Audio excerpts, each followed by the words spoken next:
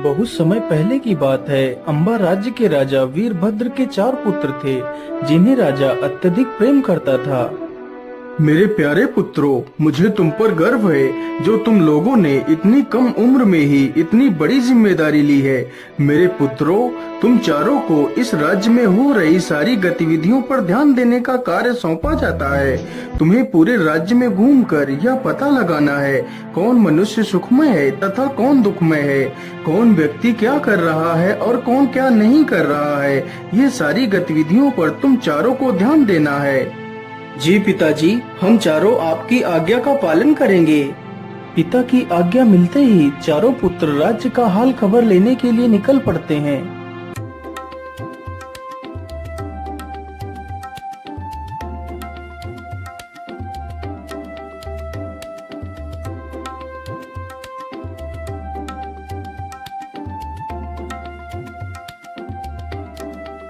मेरे भाइयों, अब हम चारों लोगों को भिन्न भिन्न दिशाओं में चले जाना चाहिए।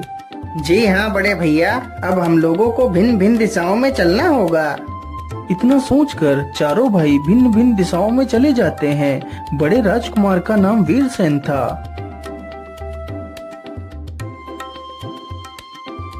वीरसेन चलते चलते एक जंगल में पहुंचता है तो देखता है कि जंगल में 4 बहुत ही सुंदर घोड़े घास खा रहे हैं।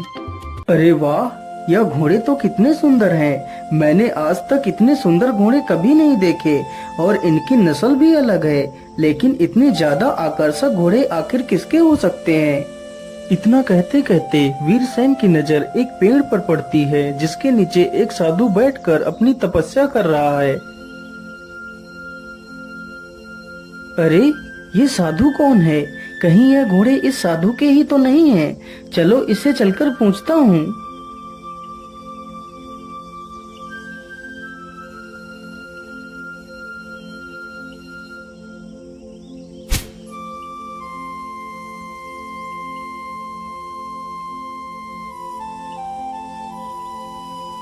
बाबा, आंखें खोलिए बाबा।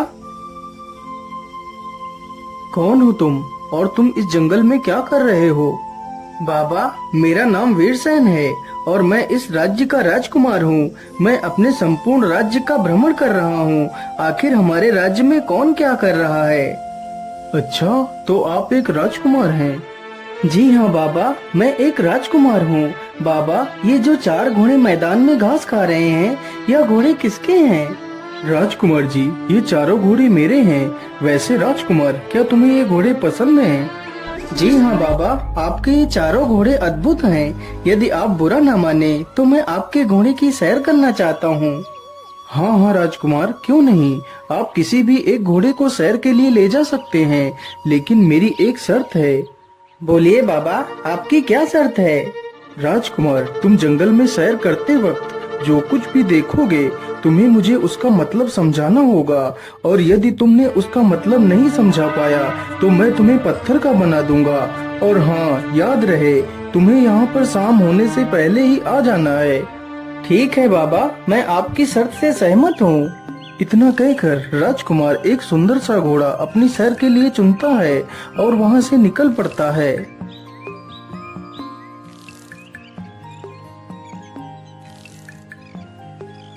राजकुमार चलते चलते एक विचित्र जंगल में पहुंचता है, जहां राजकुमार देखता है कि पेड़ के ऊपर सब्जियां लगी हुई हैं, जिनकी सुरक्षा कोई जादुई डंडे कर रहे हैं।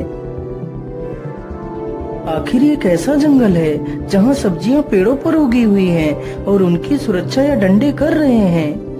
राजकुमार यह दृश्य देखते हुए आगे बढ़ता हुआ चला जाता है। राजकुमार को घूमते घूमते काफी समय गुजर जाता है और जल्दी ही शाम भी होने वाली थी। अरे, अब तो जल्दी ही शाम होने वाली है। अब मुझे जल्दी वापस चलना चाहिए। इतना सोचकर राजकुमार वापस चल देता है। राजकुमार चलते चलते उसी जंगल से होकर गुजरता है तो देखता है जो डंडे बनकर सब्जियों की देखरेख कर रहे थे, अब वही डंडे एक हंसिया बनकर उन सब्जियों को काट रहे हैं। अरे, ये क्या? जब मैं यहाँ से गया था तो ये डंडे बनकर इनकी रखवाली कर रहे थे, अब वही डंडे हंसिया बनकर सब्जियों को काट रहे हैं। आखिर ये सब क्या हो रहा है? मुझे तो कुछ भी समझ नहीं आ रहा है। ये सब कुछ देखता हुआ राजकुमार साधु के पास पहुंच जाता है। आइए राजकुमार जी, बोलिए, तुम्हारी सैर कैसी रही और तुमने जंगल में क्या क्या देखा? बाबा, मैंने जंगल में बड़ी ही विचित्र घटनाएं देखी है। फिर राजकुमार ने जंगल में जो कुछ भी देखा था वह सब कुछ साधु को बताता है। अच्छा, तो तुमने जंगल में ये सब कुछ देखा, तो फिर चलो बताओ मुझे, ये सब कुछ देखकर तुम्हें क्या समझ आया? बाबा, मुझे माफ करिए, लेकिन यह सब कुछ देखकर मेरी तो कुछ भी समझ में नहीं आया है। यदि तुम्हें कुछ समझ में नहीं आया है, तो अब तुम्हें शर्त के अनुसार पत्थर बनना पड़ेगा। इतना कहकर साधु उसे एक पत्थर की मूर्ति बना देता है। उधर राजमहल में सिर्फ 3 ही राजकुमार लौट कर आए। अरे राजकुमारों, तुम्हारा बड़ा भाई वीरसेन कहाँ है? वह अभी तक लौटकर क्यों नहीं आया? पिताजी, इसके बारे में तो हमें कुछ भी नहीं पता। हम चारों भाई भिन्न भिन्न दिशाओं में चले गए थे। हो सकता है भैया को आने में अभी कुछ समय और लग जाए। धीरे धीरे पूरी रात गुजर जाती है, लेकिन राजकुमार वापस राजमहल नहीं आता। पुत्रों, रात से सुबह हो गई, लेकिन राजकुमार का तो कोई अता पता ही नहीं है। तुम तीनों जल्दी से जाओ और अपने भाई का पता लगाओ। तीनों भाई फिर से निकल पड़ते हैं और अपने भाई का पता लगाने के लिए भिन्न भिन्न दिशाओं में चले जाते हैं। तभी मंझला राजकुमार वीर प्रताप चलते चलते उसी स्थान पर पहुंच जाता है जहां पर वह चारों घोड़े घास खा रहे थे। राजकुमार वीर प्रताप भी उन घोड़ों की सुंदरता को देखता ही रह जाता है। तभी उसकी नजर उस साधु पर पड़ती है। साधु पर नजर पड़ते ही उसकी नजर बगल में खड़े अपने भाई वीरसेन की प्रतिमा पर पड़ती है। अरे ये क्या? यह प्रतिमा तो हूबहू मेरे बड़े भैया की तरह ही लग रही है। कहीं यह मेरे बड़े भैया ही तो नहीं है। चलो इन बाबा से पूछता हूँ। बाबा, आंखें खोलिए बाबा, मेरी सहायता कीजिए बाबा। कौन हो तुम और तुम्हें क्या मदद चाहिए? बाबा जी, मेरा नाम वीर प्रताप है और मैं अपने बड़े भैया को ढूंढ रहा हूँ। जो आपने यह प्रतिमा रखी हुई है, यह प्रतिमा हूबहू मेरे बड़े भैया की तरह ही है। अच्छा, तो ये तुम्हारा भाई है। इसे मैंने ही पत्थर का बनाया है, क्योंकि इसने मेरे सवालों के जवाब नहीं दिए थे। लेकिन बाबा, आखिर आपने ऐसे क्या सवाल पूछ लिए जो मेरे भाई ने नहीं बता पाए? फिर वह साधु राजकुमार को सारी घटना के बारे में बताता है। यह सुनकर राजकुमार वीर प्रताप हैरान रह जाता है।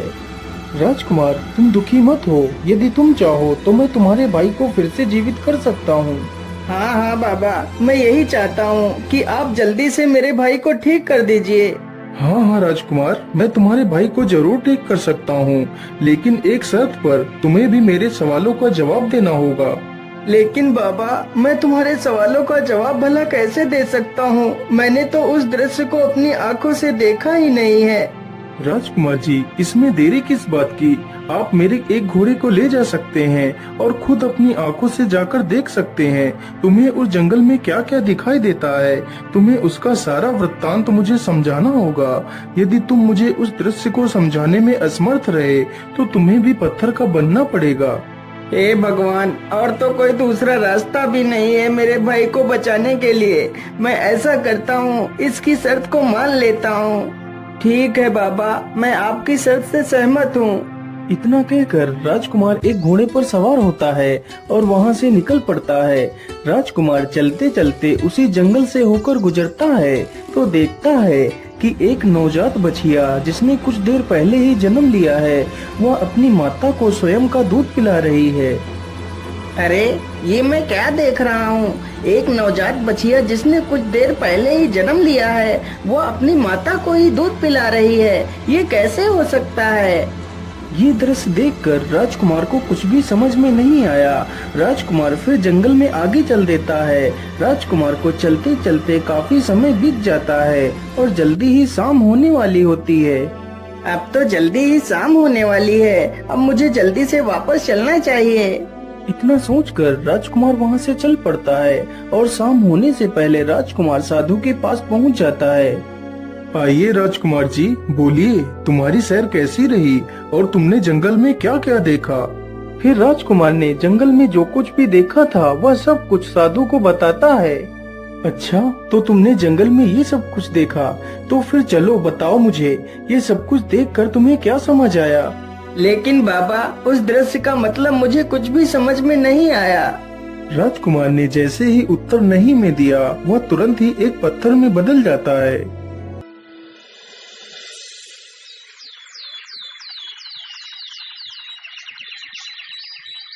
अगले दिन बचे हुए दो राजकुमार विक्रम और चंद्रवीर अपने भाइयों को ढूंढने के लिए निकल पड़ते हैं। विक्रम और चंद्रवीर फिर से दोनों भिन्न भिन्न दिशाओं में निकल पड़ते हैं।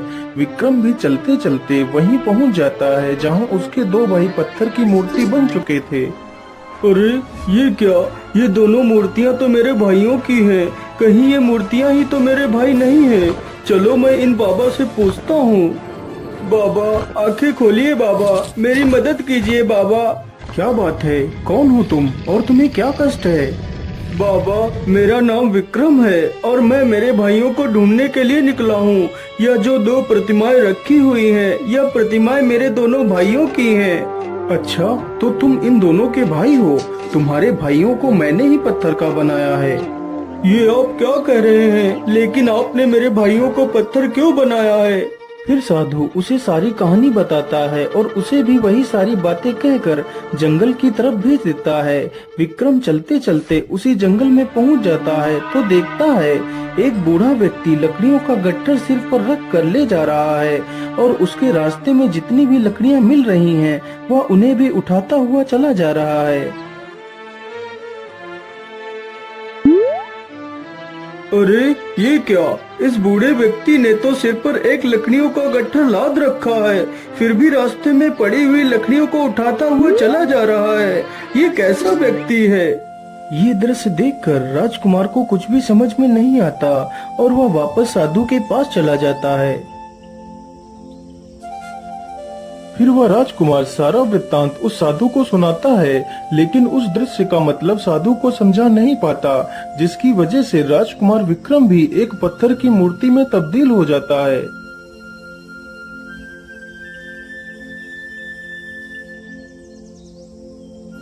इसी प्रकार अगले दिन राजा का छोटा बेटा चंद्रवीर भी उसी दिशा में जाता है जिस दिशा में बाकी के राजकुमार गए थे।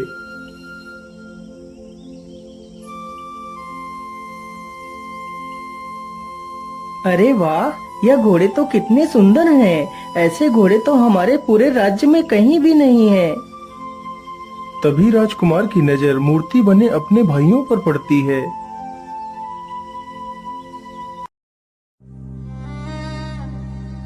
अरे ये तो तीनों मेरे भाई हैं, लेकिन इन्हें तो किसी ने पत्थर बना दिया है। हे भगवान, ये क्या अनर्थ हो गया। मेरे भाइयों को किसी ने पत्थर बना दिया। तुम्हारे भाइयों को मैंने ही पत्थर बनाया है। लेकिन आपने मेरे भाइयों को पत्थर क्यों बनाया है? फिर वह साधु सारी कहानी चंद्रवीर को सुनाता है और उससे भी वही शर्त रखता है जो बाकी के राजकुमारों से रखी थी।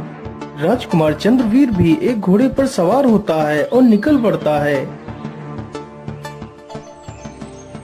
राजकुमार चंद्रवीर भी उसी जंगल में पहुंचता है तो देखता है एक बड़ा सा तालाब अपने पानी से तीन छोटे छोटे तालाबों को भर रहा है। यह दृश्य देखकर राजकुमार चुपचाप उस दृश्य को देखता रहता है। कुछ ही देर में तीनों छोटे छोटे तालाब पानी से भर जाते हैं, लेकिन वह बड़ा तालाब पूरी तरह खाली हो जाता है। यह दृश्य देखकर राजकुमार वापस उसी